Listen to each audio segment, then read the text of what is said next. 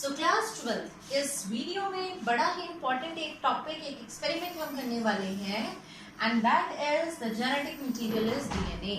यानी वो एक्सपेरिमेंट हम यहाँ पर पढ़ेंगे जिसने प्रूव किया कि yes that DNA is the genetic material. इससे पहले प्रोटीन को और आरएनए को जेनेटिक मटेरियल कंसिडर किया जाता था बट डीएनए यहाँ से प्रूफ हो गया। आपने देखा ग्रिफिथ के एक्सपेरिमेंट से प्रूफ नहीं हुआ, एवरी मैक्लॉयड मैककार्टी ने भी सही बातें बताई बट बहुत सारे लोग उससे भी कन्विंस नहीं हुए, बट ये सभी को कन्विंस कर पाया, इसीलिए बहुत इंपॉर्टेंस है इसकी। तो ये दो साइंटिस्ट जिन्होंने इसको किया वो थे Alfred Hershey and Martha Chase, इसीलिए इसको हर्शी एंड चेस एक्सपेरिमेंट के नाम से भी जाना जाता है।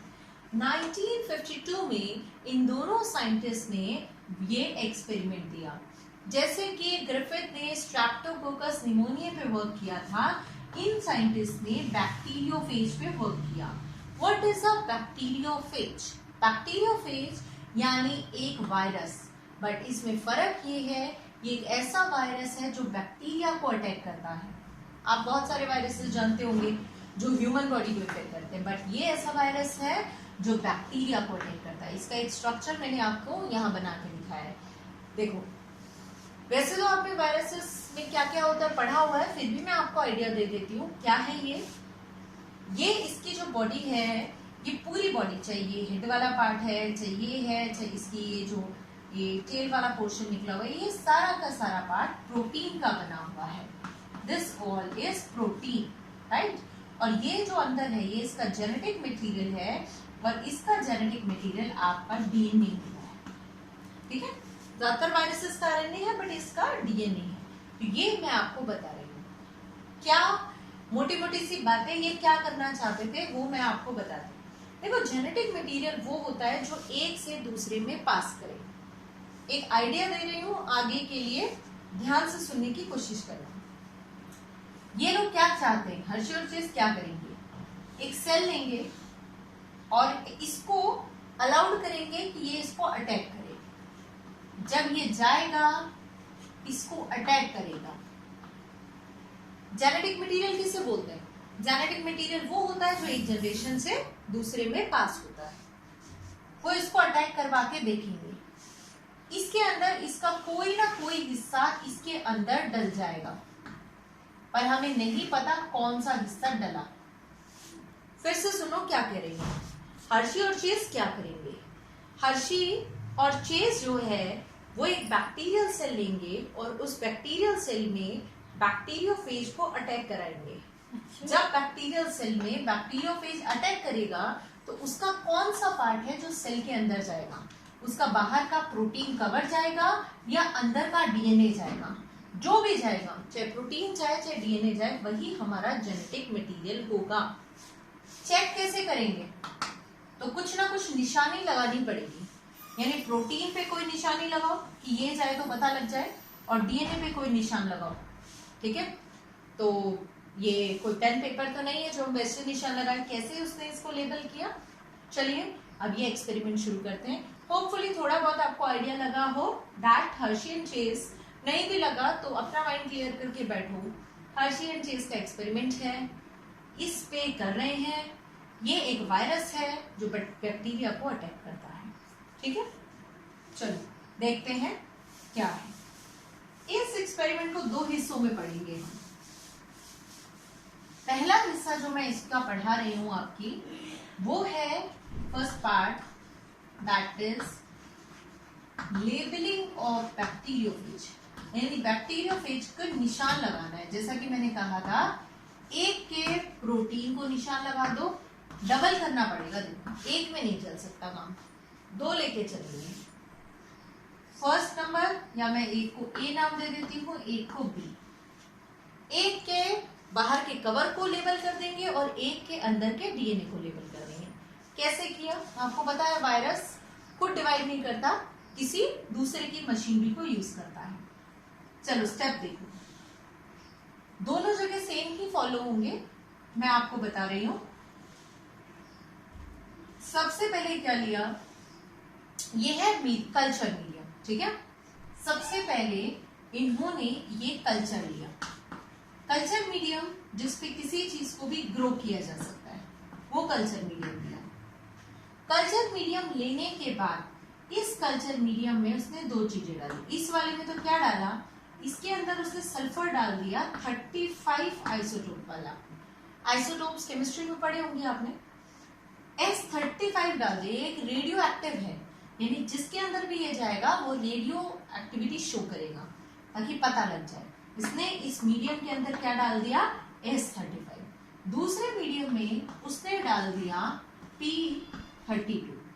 एक में उसने डाला S35, दूसरे में उसने डाला P32। दोनों रेडियो लेवल है, फर्क है, एक में सल्फर है, एक में फास्फोरस है। अब देखो क्या करेगा ये, इस मीडियम में इसने ग्रो की ई कोलाई यानी एक बैक्टीरिया, इसमें भी उसने ई कोलाई को ग्रो किया, दोनों ग्रो किया। क्या फर्क पड़ेगा, देखो जो ई कोलाई है ना उसमें सल्फर चला जाएगा। ई कोलाई सल्फर, जो सल्फर है वो ई कोलाई के किस हिस्से में जाएगा, तो यहां पर प्रोटीन लेबल हो जाएंगे। क्यों हुए प्रोटीन लेबल, क्योंकि देखो प्रोटीन जो है ना वो अमीनो एसिड के बने होते हैं, और अमीनो एसिड में आपने पढ़ा होगा सल्फर कंटेनिंग अमीनो एसिड। मैं बोल रही हूँ प्रोटीन मतलब बने हैं ऑफ अमीनो एसिड, और अमीनो एसिड में आपके दो अमीनो एसिड के नाम ले रही हूं, सिस्टीन और मिथ्योनिन। सिस्टीन और मिथ्योनिन दोनों ऐसे अमीनो एसिड है जिनमें सल्फर होता है। तो अमीनो एसिड में गया सल्फर, ये सल्फर यूज हो गया इनमें, इससे बन गया प्रोटीन, यानी प्रोटीन के अंदर क्या चला गया, S35 प्रोटीन में चला गया। ठीक है, समझ आया आपको। मैंने आपको कहा कल्चर प्लेट, आप एक एक करके सुनो, दूसरे को छोड़ो। उसने ए में क्या किया है, कल्चर प्लेट ली, इस मीडियम में सब चीज डाली, एक एक्स्ट्रा चीज डाली S35। अब इस पे उसने ई कोलाई को ग्रो किया, तो ई कोलाई का जो प्रोटीन था उसमें S35 चला गया। क्वेश्चन पूछा जाता है प्रोटीन में ही S35 क्यों गया, क्योंकि प्रोटीन अमीनो एसिड के बने हैं, और अमीनो एसिड के सिस्टीन और मिथ्योनिन दो ऐसे अमीनो एसिड हैं जो सल्फर से बने हैं, इसीलिए सल्फर उसमें चला गया। ठीक है, ये रीजन समझाए। अभी आगे सुनो, ई कोलाई ग्रो की, उसका प्रोटीन लेबल हो गया। अब इसमें मैंने इंट्रोड्यूस किया क्या, T2 यानी एक बैक्टीरियोफेज है, वही जो डायग्राम लिखा था, वो कौन सा वायरस डाला, T2 डाला, यानी अब ये प्रोटीन इसमें आ जाएगा, यानी वायरस का कौन सा हिस्सा रेडियो लेबल हो जाएगा। वायरस के दो हिस्से बताए थे, यहाँ पर सल्फर है तो किस हिस्से में जाएगा, बाहर वाले में। तो वायरस का प्रोटीन कवर रेडियो लेबल हो गया। आई थिंक आपको अब ये समझ आया होगा। ये पूरा करने का रीजन ये था कि वायरस के हिस्से को रेडियो लेबल कर दे, तो वायरस के बाहर के कवर को रेडियो लेबल कर दिया गया। ये हो गया हमारा radio label. Is it clear, यानी जहां भी ये प्रोटीन जाएगा रेडियो एक्टिविटी शो होगी, हमें पता लग जाएगा। अब आप कहेंगे कल्चर मीडियम और एस डाला, यही डाल देते वायरस, ई कोलाई की क्या जरूरत थी। वायरस खुद से कैसे मल्टीप्लाई करेगा, जब तक मल्टीप्लाई नहीं करेगा तब तक ये कैसे जाएगा। श्योर, दूसरे में देखो वही है, culture medium P32 E coli, right.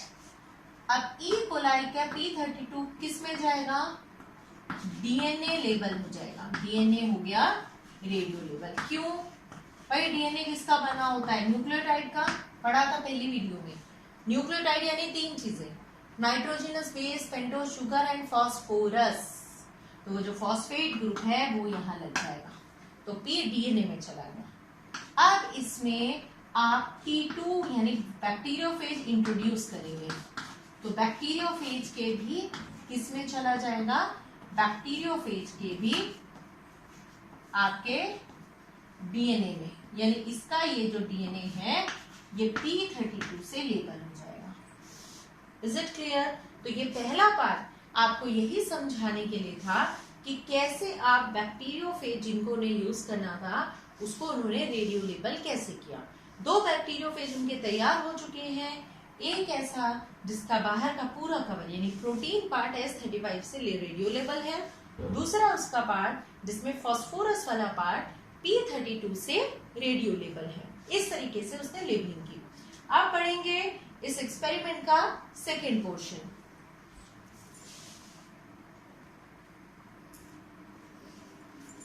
तो यहां पर आप देख रहे हैं एक दूसरा डायग्राम जो शो कर रहा है आपको सेकेंड पार्ट इस एक्सपेरिमेंट का। चलो देखो क्या दिखाया गया है। सबसे पहले मैंने जैसा आपको बताया मेरे पास पिछले पार्ट से दो चीजें हैं। एक तो है ये तैयार, क्या है ये, एक ऐसा बैक्टीरियोफेज जिसका प्रोटीन कवर S35 से रेडियोलेबल है, यहीं तक पहुंचे थे हम। और एक दूसरा पार्ट भी मेरे पास रेडी है, एक ऐसा बैक्टीरियोफेज जिसका अंदर का डीएनए वाला पार्ट P32 से रेडियोलेबल है। तो कुल मिला के मेरे पास दो बैक्टीरियोफेज है। अब इनको हम इन्फेक्ट करा के देखेंगे, इनके थ्रू किसी बैक्टीरिया को इन्फेक्ट कराएंगे और हम देखेंगे कि इसका कौन सा हिस्सा जाएगा। यहाँ पर मैंने 3 स्टेप बनाए हैं पर मैंने एक ही बार बनाए हैं। एक ही बार हमें ए के साथ करना है, सेपरेट चलेगा, ए के लिए अलग बी के लिए अलग, बट यहाँ हम एक ही बार पढ़ेंगे। तो देखिए क्या बता रही हूँ मैं आपको। सबसे पहला स्टेप, 3 स्टेप है, इन्फेक्शन, ब्लेंडिंग, सेंट्रिफ्यूगेशन। पहला स्टेप है इन्फेक्शन। इन्फेक्शन का मतलब क्या है? इन्फेक्शन का मतलब है ये मेरा एक ई कोलाई है, वो वाला ई कोलाई नहीं है, पहले वाला नया है, ये एक ई कोलाई है। इस ई कोलाई को मैं अलाउड करा रही हूँ इस बैक्टीरियोफेज को कि ये इस ई कोलाई के अटैक करे। और मुझे नहीं पता, मुझे ये तो चेक करना है ना इसका कौन सा हिस्सा जाएगा, इसका प्रोटीन कवर जाएगा या इसका डीएनए, वही मुझे चेक करना है। मुझे नहीं पता क्या जाता है, मैं इसको कह रही हूँ जो भी जाना है वो चला जाए। हालांकि ये बाद में प्रूफ हो गया इसीलिए डायग्राम में हम दिखा पाए, बट वैसे तो एक्सपेरिमेंटली कर रहे हैं तो दिख नहीं रहा ना इस तरीके से। तो इन्फेक्शन का मतलब यही होता है कि बैक्टीरियोफेज ई कोलाई के अंदर इंट्रोड्यूस हो जाए। इसके लिए भी होगा अलग से और इसके लिए भी होगा, पहला step. Second step is blending. Blending का मतलब होता है कि ब्लेंडर करते हैं जैसे आप, कि आप उसको ठीक से ऐसे रोटेट करो ताकि जो डलना है वो डल गया, अब बाकी का फालतू का पार्ट जो उसके सेल से चिपका हुआ है वो चिपका ना रहे, वो हट जाए। तो ब्लेंडिंग का मतलब वही है।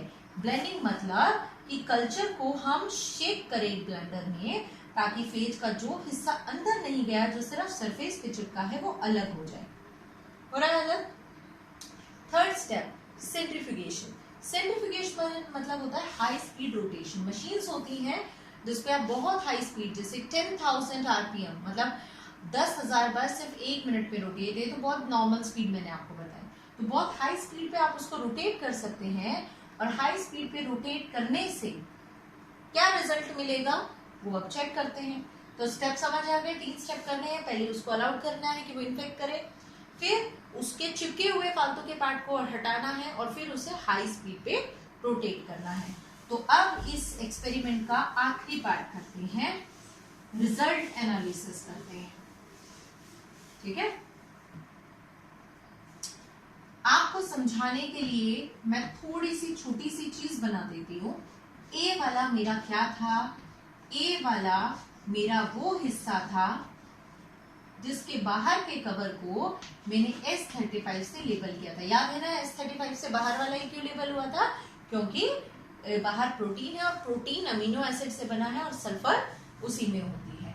दूसरा वाला मेरा वो था जिसमें मैंने फास्फोरस डाली थी और फास्फोरस होती है डीएनए में, इसीलिए इसका डीएनए P32 से लेबल था।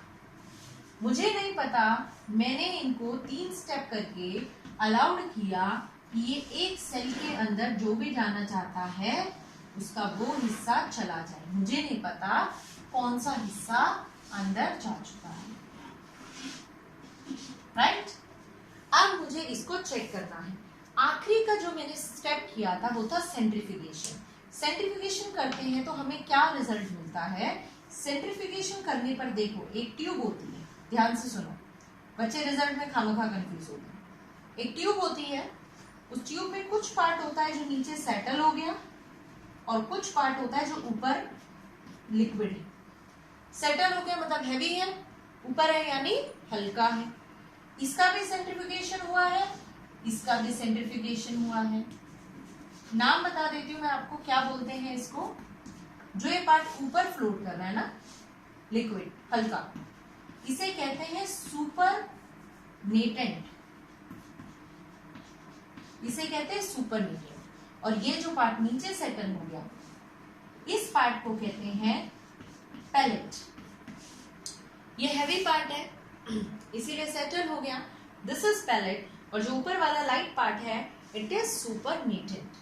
जब मैंने हाई स्पीड पे रोटेट किया, तो हाई स्पीड पे रोटेशन से मुझे क्या रिजल्ट मिला, पहले केस में चेक किया। और एक बात ध्यान रखो, मेरे पास दो चीजें हैं, एक सेल और एक बैक्टीरियोफेज का वो बचा हुआ हिस्सा जो सेल में नहीं गया। भारी क्या होगा, भारी होगा सेल, यानी पैलेट में क्या आएगा, सेल। सेल जो होगा वो पैलेट के अंदर जाएगा।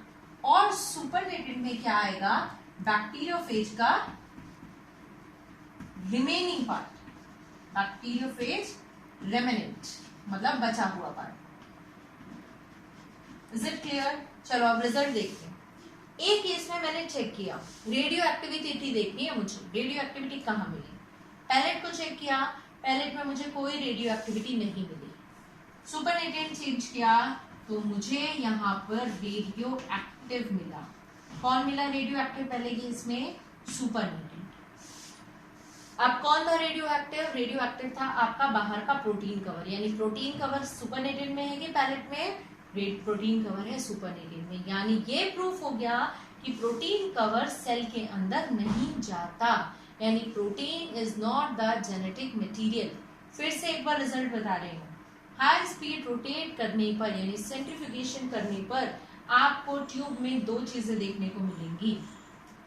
One is the heavy part which settle down which contains cell is the pellet. Another is the lighter part जो ऊपर रहेगा that is supernatant. पहले केस में रेडियो एक्टिविटी दोनों को चेक करने पे सिर्फ मुझे ऊपर लिक्विड पार्ट में मिली। रेडियो एक्टिव यहाँ मैंने रखा था प्रोटीन को, इसका मतलब ये हुआ कि प्रोटीन कवर ऊपर ही रह गया, रेडियो एक्टिव आपका सुपरनेटेंट में ही रह गया, यानी प्रोटीन कभी भी सेल के अंदर नहीं जाता। कंफर्म। डीएनए जाता है कि नहीं, अगले से देखते हैं। सेकेंड को चेक किया तो मुझे यहाँ पर हमारा पैलेट रेडियो एक्टिव मिला। पैलेट में क्या था, पैलेट यानी सेल, यानी कि रेडियो एक्टिविटी सेल में है। और यहाँ पर कौन है, ये है P32, यानी कि P32 सेल में गया है। और P32 किसको मार्क किया था, डीएनए को, यानी डीएनए ही है जो दूसरे सेल में जाता है, ना कि प्रोटीन। यहाँ से ये प्रूफ हो गया that DNA is the genetic material. इस एक्सपेरिमेंट को समझना भी चैलेंजिंग है और इसको लिखना भी चैलेंजिंग है, एग्जाम पॉइंट ऑफ व्यू से बहुत ज्यादा इम्पोर्टेंट। और दो ये एक्सपेरिमेंट है इस चैप्टर में, वैसे ज्यादातर कंसेप्ट ऐसे हैं जो बच्चों को डिफिकल्टी लगते हैं और लिखने खासकर उन्हें नहीं आते। So it is the most important thing कि आप इसको लिखना जरूर सीखें। हालांकि जो स्टूडेंट्स हैं उनको मैं नोट्स प्रोवाइड कर रही हूँ, so please go through the notes and see the videos carefully. Thank you.